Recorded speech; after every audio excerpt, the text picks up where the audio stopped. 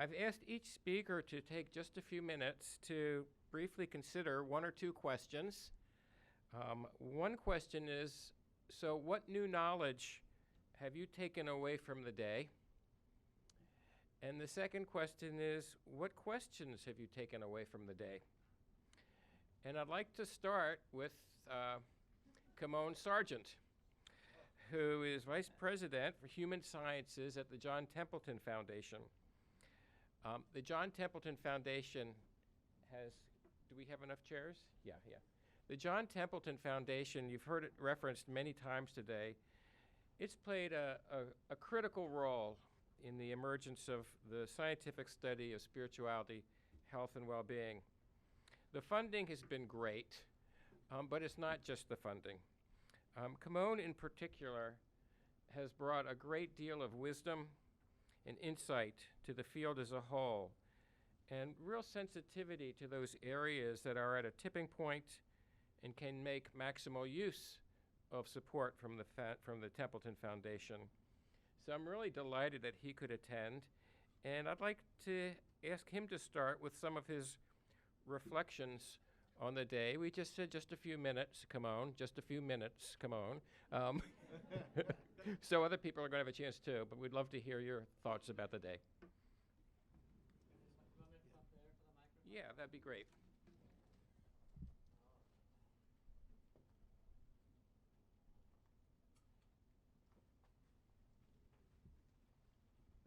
Good afternoon, everyone. I was threatening Ken that he had told me 45 minutes, but I won't be more than 4 to 5 minutes, I hope. So before I get to just a few questions or insights or comments from today, I have 3 very brief opening comments. So most of the work here that that the foundation has funded is in our portfolio called Spirituality and Health. But I want to mention something from our Character Virtue Development Department to start, which is a short, fun video about wisdom and character. And the reason I want to mention it is because I think it describes well the man we're recognizing today, because the title of the video is called The Making of a Mensch. And I know you banned that word from a title earlier, but Ken, you are a mensch. And when I first started the foundation, my colleague and good friend Arthur Schwartz had said to me, "Oh, you really need to meet Ken Pargament," and he was right. And I'm really grateful for both just your good advice over the years and the good work that you've done. So Ken was trying to ban the M word, but I brought that in, the mensch. But there's another word that's been banned today, and it starts with an R, refers to kind of the end of your productive career and all that. And so, but one of my favorite projects from over the years at the foundation, Ken, was something called the Purpose Prize. And this is a prize for Americans. It's been running now for a decade. It's a prize for Americans over 60 who in their, here's the word, their retirement, have reinvented themselves and created new opportunities that give back to others. So one of the people who inspired the idea of this was a doctor who retired to Hilton Head. He was going to play lots of golf and got bored very quickly, realized many of the people there, the service workers, had no health care. Years later, he created a clinic called Volunteers in Medicine, staffed by retired doctors in Hilton Head. And now in his retirement, he's expanding Volunteers in Medicine across the country, maybe across the world. So there have been a lot of work on what's the right phrase to call this next stage of life, this next stage of engagement. And the word that we really focused on for the Purpose Prize and many others, kind of the demographic opportunity, is an encore career. So Ken, this is the start of your encore career, and look forward to many long and productive years in your encore. I guess that gets back to the musical metaphor as well. So, and 2 last things. So we have on the doors, like the conference doors in the foundation, a little motto or saying from Sir John Templeton that I have to fess up that sometimes I think of as being, it's just a little trite. Okay, it's just a little folksy, homey, but I'm wrong about that. So here, the motto is how little we know and how eager to learn. And so I think that's really a theme today, right? So people have been working for many years. I think some things that we do know, I'm going to just talk about that briefly next, but there's so much to learn, and that is part of actually really the fun, the curiosity, the excitement of discovery and learning. So now I'm going to talk about the actual substance of today with one last stray comment, which is I think my college classmate, the author of The Happiness Hypothesis, and who is cited by many of you today. You might like to know that John pronounces his last name as Height. And you understand why if you just hear the difference between the two possible ways to pronounce his last name. Anyway, all right. So I'm down to 40 minutes now. I'm just kidding. All right. Wait, it's not working anymore? What happened? All right, so one of the elusive, challenging, and motivating terms at the Templeton Foundation is this notion that Sir John had of spiritual progress. Now, I am not even going to try to define that.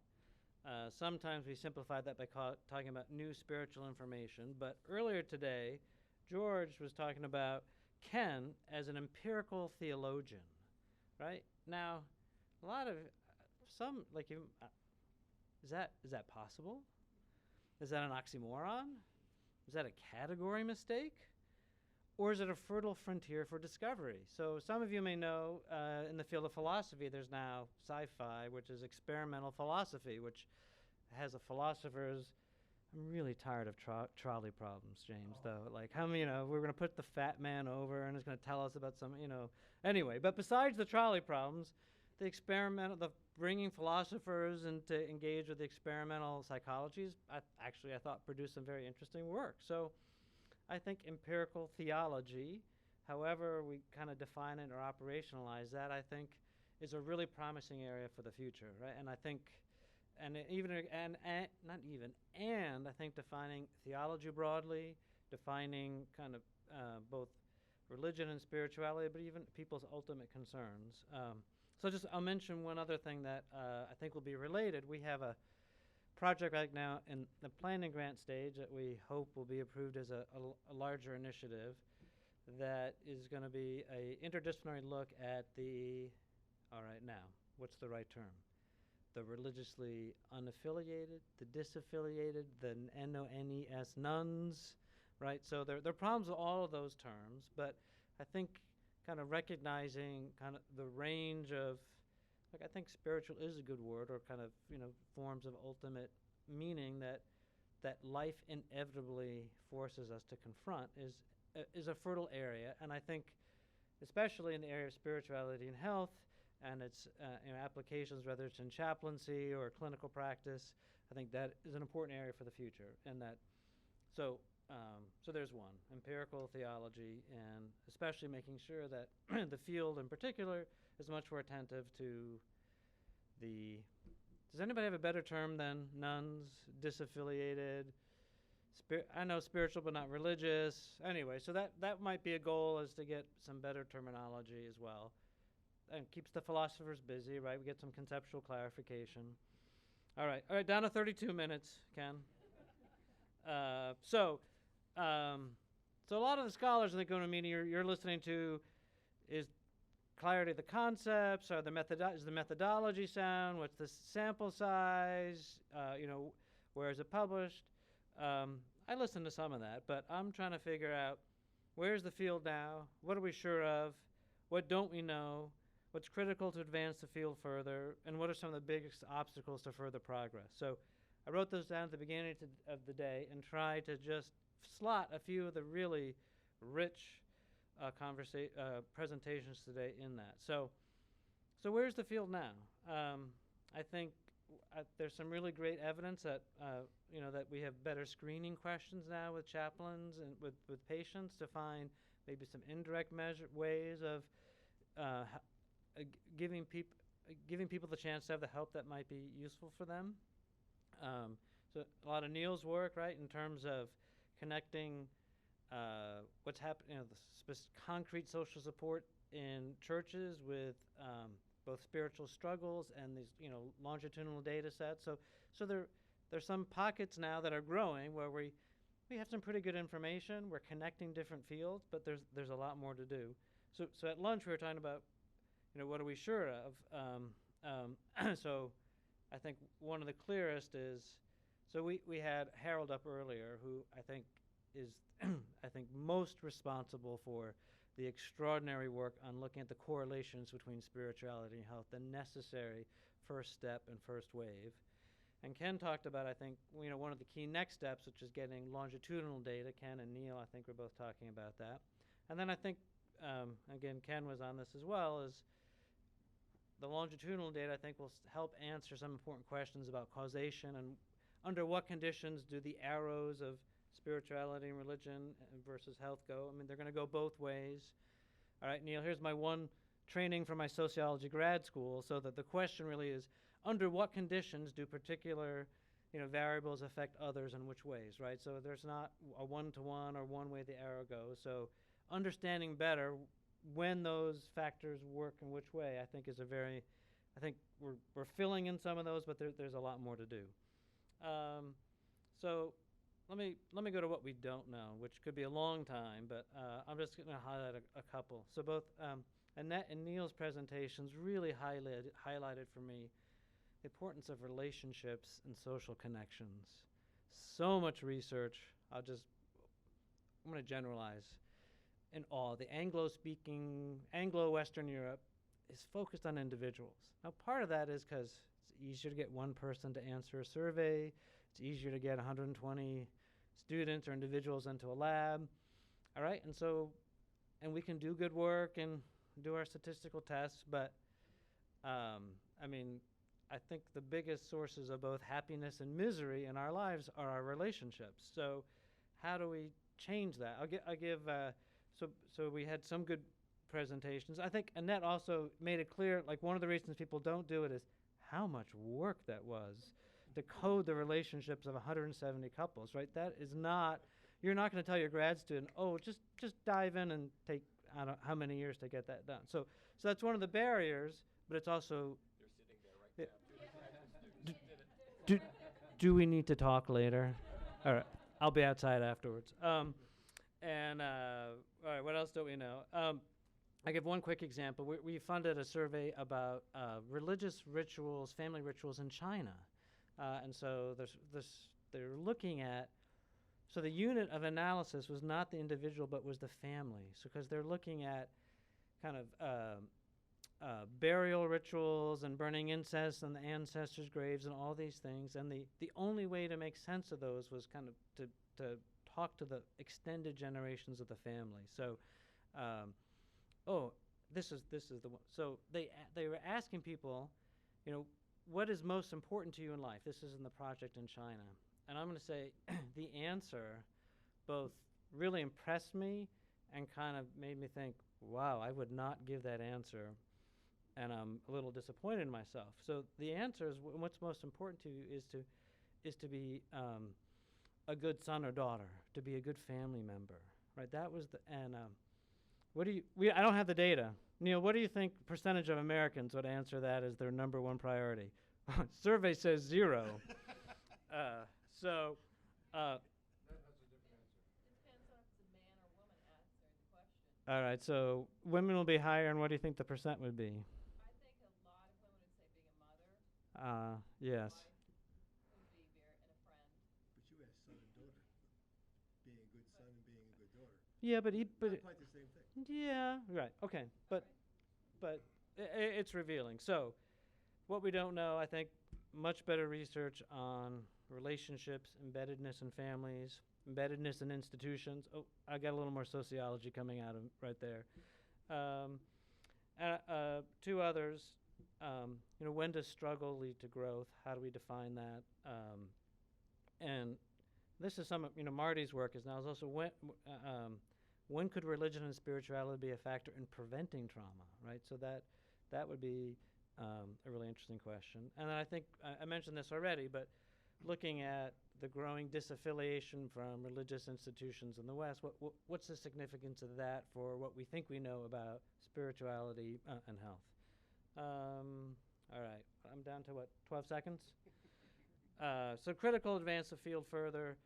I think it was maybe, somebody was talking about, like, here are the 3 questions, right? You know, importance of religion, salience, frequency, those are the 3 that are most surveys. So I would be really interested if we could get a consensus on, well, we could expand those 3 questions to 8, maybe 10.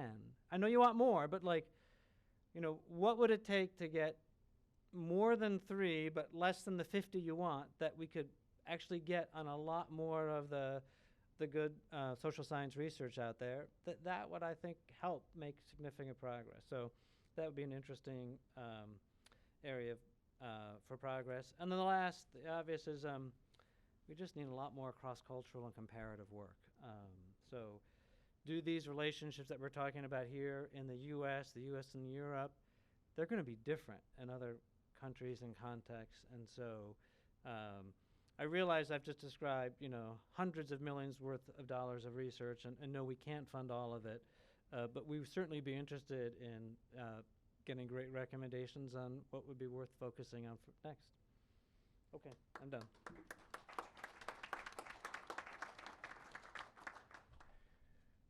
Okay, well, I do want to stick to our timeline, and we're going to have in just a few minutes a wonderful conclusion with some classical music, which for me is the best way to end any kind of event. But I do want to give the panelists just a chance to, maybe 1 or 2 might be able to respond to one question, which is, what did you find new, or something new that you learned today that you might take with you from the day? Would anybody like to speak to that? Something new that you've learned or you'll take with you? Please say yes.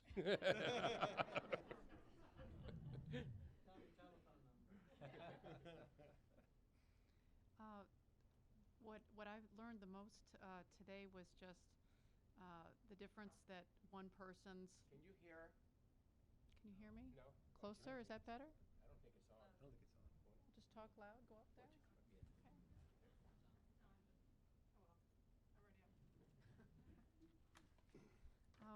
What struck me the most today, Ken, is just becoming much more aware of kind of the many ripples of your life and your work in so many different areas. I mean, I've tended to see it within psychology primarily, and I knew that you were doing the work consulting with chaplains, and you had, you know, interests in theology, and we've talked about music and things, but just seeing the number of other people here who represent these whole other fields where there are so many people who've been touched by your work and just yourself. That, for me, is the most amazing thing about today.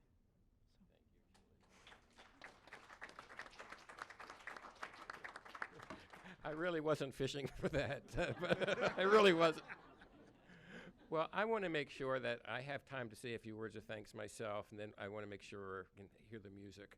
So let me, with apologies to you guys about not hearing more of your thoughts, I just want to say how appreciative I am of the day. The talks, the speakers, this has been such an engaging day for me. When I've thought about how I want to live my life, I've thought, as many philosophers have, that you live your life to the fullest, to the very last. And if this is one of the last professional things I do at Bowling Green, then I say, what a nice day. What a great way to end. I hope it's not an end. I hope it's a transition.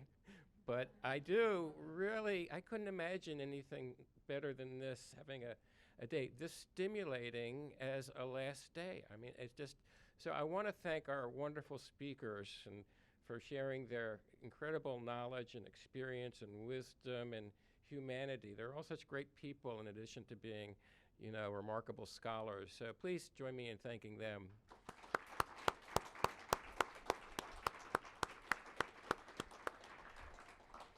And I want to thank the people who made this day possible, the organizing committee of Bill Balzer, Eric Dubois, Bill O'Brien, and Annette Mahoney.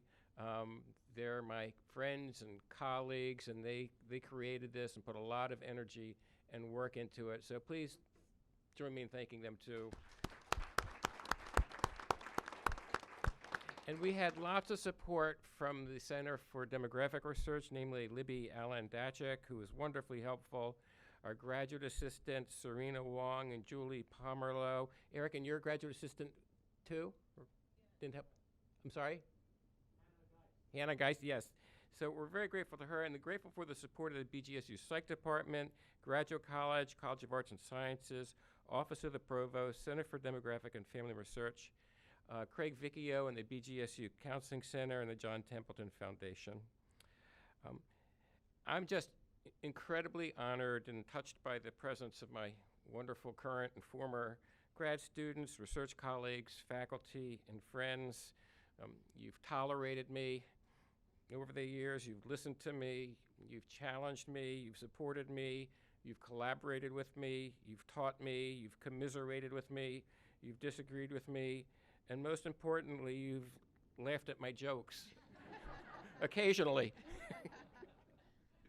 You've done all these things that have made it possible for me to approach just about every day of my work with expectation, enthusiasm, and joy.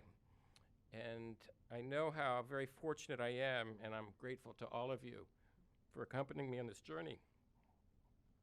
Now, Annette Mahoney once asked me how I was able to be so productive, and I think I responded, well, I have Aileen.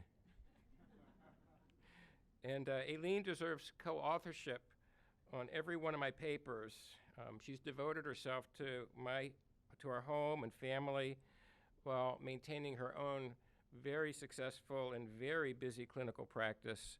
And she's allowed me to have the best of all worlds, a career, a wonderful family, and a richer life than I could ever have imagined. And on top of that, she's my best consultant. She's my best source of wisdom and always honest feedback. Thanks, A.